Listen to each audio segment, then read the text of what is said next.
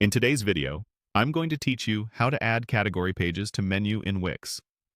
By the end, your store's categories will appear right in your site's navigation, so visitors can find products faster. Start by opening your site in the Wix website editor. Once you're in the editor, click your site's menu in the header, or open the Pages panel and choose Site Menu. This is where you control what appears in your navigation. Now choose Add Page. The Add Page window lists different page types. You'll see sections like Store, Blog, and Dynamic Pages. We're focusing on Store because category pages for products live there. If you're prompted to add Wix Stores, click Add Wix Stores to install the app so the store pages and categories become available.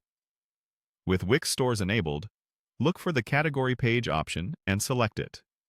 This creates a dynamic page that displays products based on the category a visitor chooses. To make sure the categories themselves are ready, open Manage Categories. In the Categories panel, click New Category. Give your category a clear name that customers will recognize, and add a short description if you want context for SEO or internal organization. Keep names simple and consistent, especially if you'll have multiple categories. When you're done, click Save. Now that the category exists, return to your pages list and confirm the category page is set to show in your site menu. If you see a toggle for Show in Menu, turn it on. If the page is already listed, you can drag it to the position you want in the menu so it appears in the right spot for your navigation design.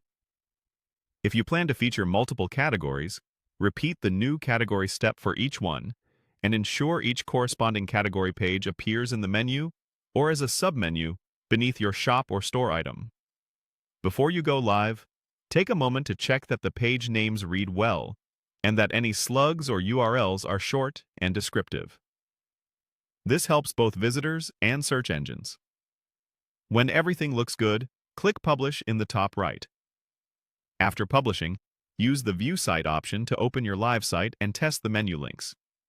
Click each category in the menu and confirm the correct products appear and filters work as expected. That's it.